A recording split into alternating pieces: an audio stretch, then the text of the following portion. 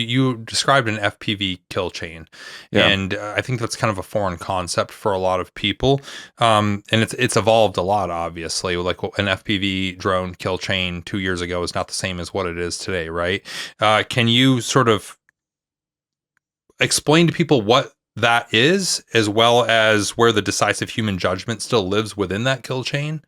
Like these aren't autonomous drones No. doing these things. Like this, there's still a human element here. Can you just kind of break down what a FPV drone kill chain is? Yeah. So, I mean, this is obviously not completely uniform across the front line, but I say, generally speaking, for an FPV operation, you will have the FPV pilot and a spotter.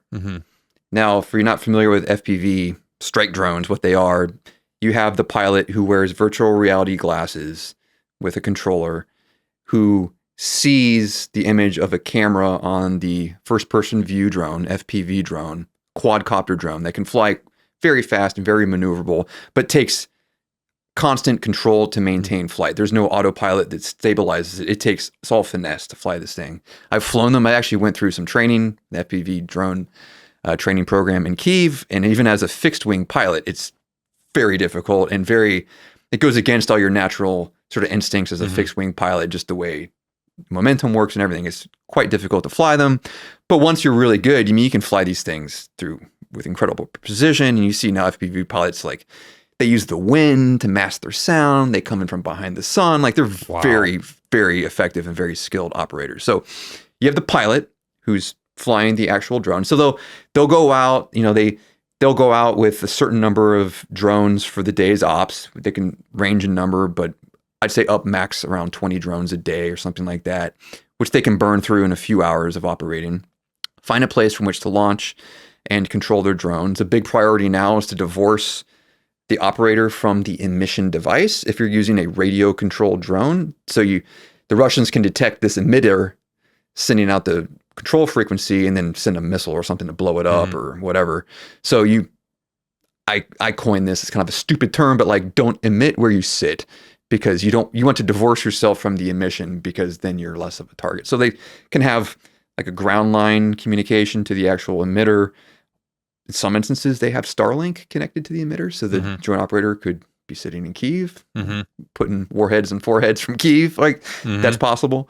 So you have the pilot, and then sitting next to the pilot will be the spotter, kind of like a sniper team general concept here. And that spotter might have something like an iPad. And that iPad is going to have a video feed from a quadcopter ISR drone, which is flying higher. And that's not an FPV. That is like a DJI Mavic or something like that, that has stabilization, operated by another controller who could be at a much different location, probably divorced from the very front line, for safety.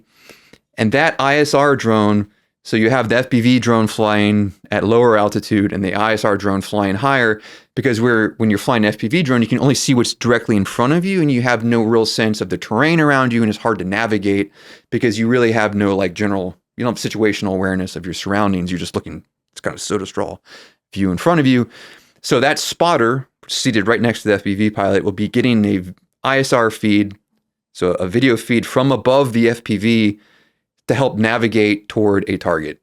Sometimes they'll be going toward a target that'll be identified in advance by the ISR. Sometimes they just do like free hunting missions, what they call. They just go kind of look for targets of opportunity.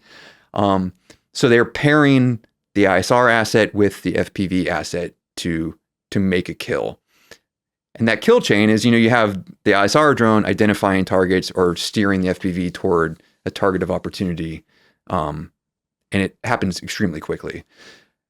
The human element really comes into it because, a lot of these FPV pilots don't come from military backgrounds, and the mechanical skills necessary to be a good FPV pilot can come from very weird or sort of nonsensical backgrounds. Like, sometimes women in Ukraine who knit have proven to be really good operators because they have these like very fine mechanical skills in their fingers.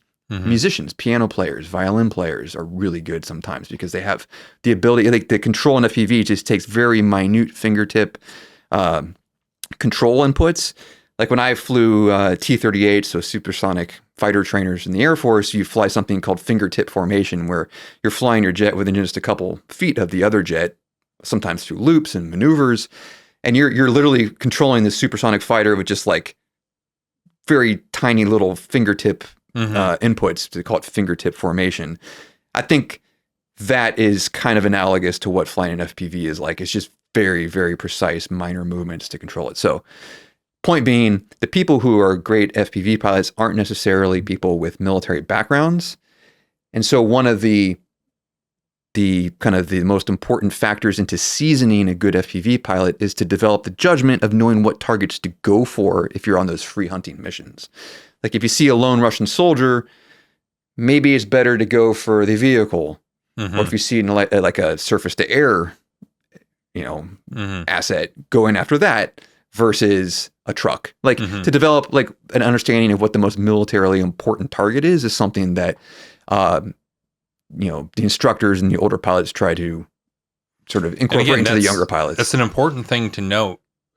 In most military operations, deciding what the target is usually pretty far up the chain of command. Yes. Right? And this, you're talking about the lowest tactical level, deciding what the target is. Yes. And yes, they're doing that.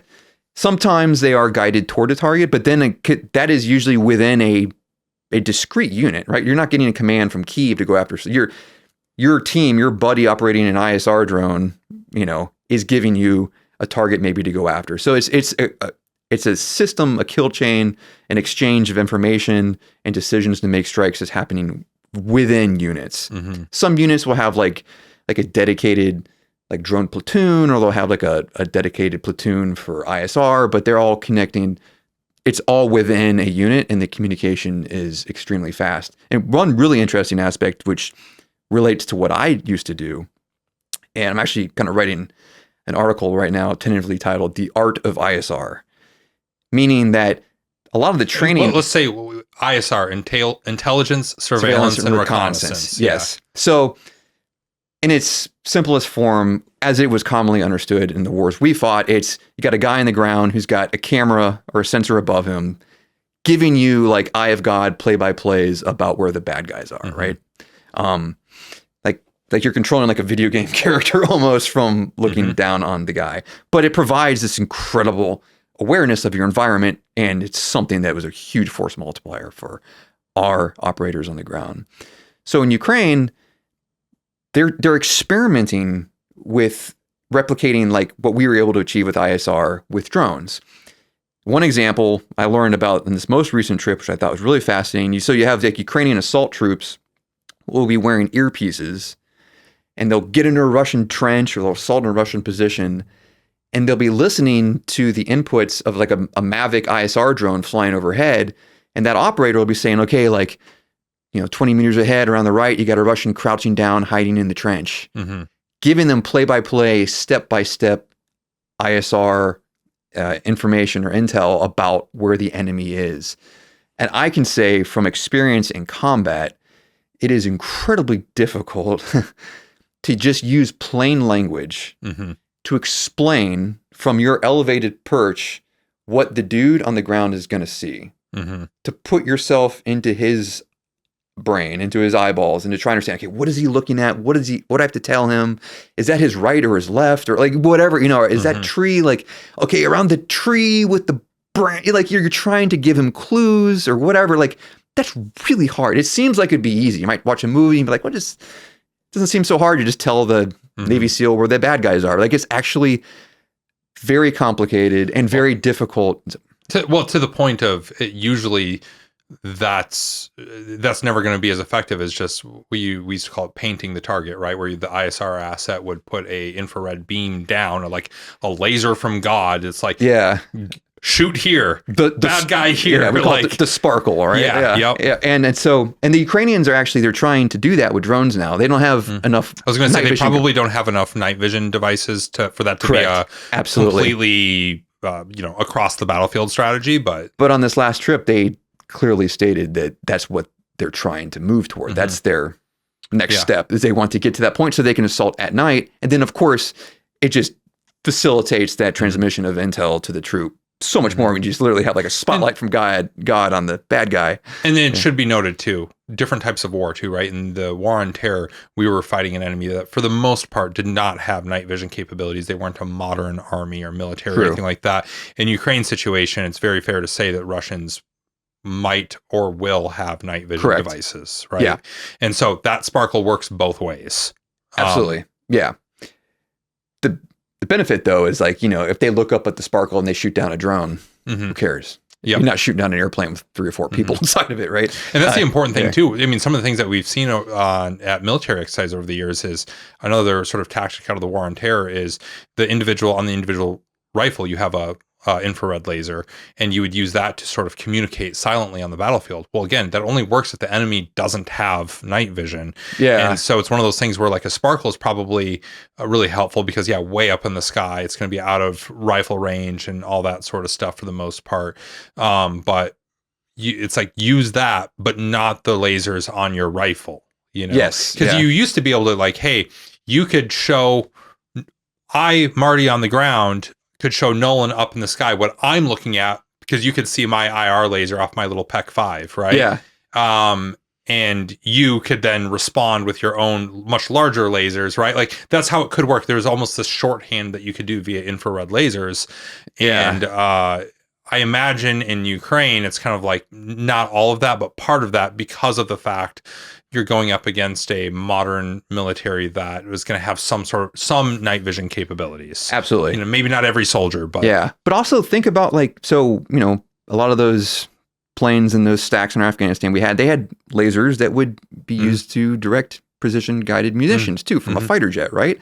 Just imagine. So in Ukraine right now, we're not seeing a real air war going on because the surface air to air. Yeah, you're not seeing fighter jets going in and like, doing what an A-10 or an F-16 would do, like close air support, really. But imagine if an American JTAC could use drones to laze targets. Imagine the amplification of effects you've got there, too. Yeah. You're not sitting there lasing line of sight things. You've got, FPVs now can fly 30, 40 kilometers away from their operator. Gosh, how? Just thinking like... Not having to reveal your position at all. You have no IR signature from where you're at because it's a remote IR. Or you can use a tethered drone, so a fiber optically connected drone, which emits no signals, which is completely immune to electronic warfare, that provides you complete concealment and stealth because you're not emitting anything. Like, just imagine for a J... Because we're not seeing like that. There's so many aspects of drone warfare that we're not seeing develop out of Ukraine just because those capabilities aren't necessarily playing a big role in the battlefield. But I think that in concert with traditional air power assets,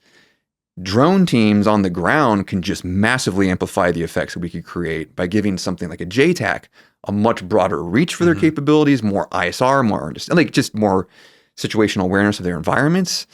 So, but we're seeing the Ukrainians now thinking about these things. And I think that's one important note to highlight is that as you see drone warfare evolving, very seldom do you see a new technology driving a new application of warfare. You see the Ukrainians saying, I want to achieve something. How can I bend the technology that's already commercially available to match what I'm trying to achieve in the battlefield? I saw the Americans are doing this cool thing in Iraq. How can I mimic that by using some drone I can buy off Alibaba.com?